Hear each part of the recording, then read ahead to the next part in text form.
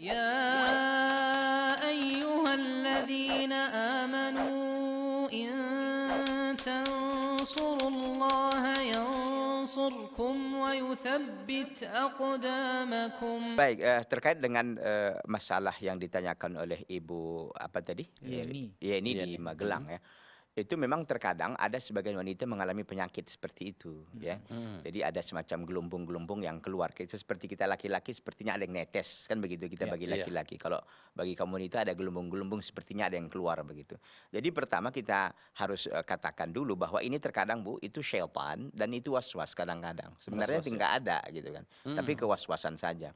Nah, Nabi SAW memberikan kuncinya bahwa kalau kita ragu-ragu apakah keluar mohon maaf ya kentut kita apa tidak. Kata Nabi SAW, Iya.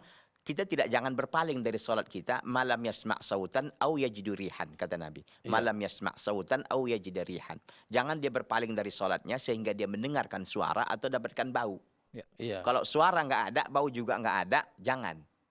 Begitu. Jadi terkait dengan ibu tadi ini, pertama harus ibu pastikan memang bahwa memang apa namanya ini secara medis ya dipastikan. Ini kadang-kadang memang ada terkait dengan medis juga karena saya katakan tadi itu kadang-kadang penyakit begitu kan. Iya, Kalau memang dari sisi medisnya clear gitu, nggak ada masalah, berarti itu bisa saja waswas dari syaitan. Kalau waswas dari syaitan, ibu jangan pedulikan, ibu lawan itu, ibu perangi hal seperti itu.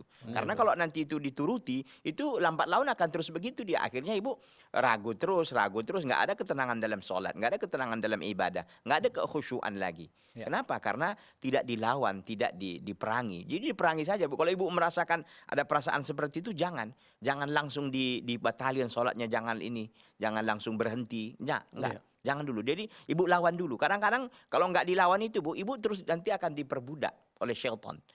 Karena syaitan nggak mau kita ibadah kan begitu. Jadi ibu lawan terus ya. Maka saya katakan tadi pastikan secara medis memang nggak ada penyakit. Ya kadang-kadang kalau yang penyakit itu soal lain ya. Kalau memang nggak ada penyakit itu waswas syaitan saja ibu lawan. Mudah-mudahan Allah akan bantu ibu untuk menyelesaikan dan keluar dari perkara ibu. Wallahu ta'ala.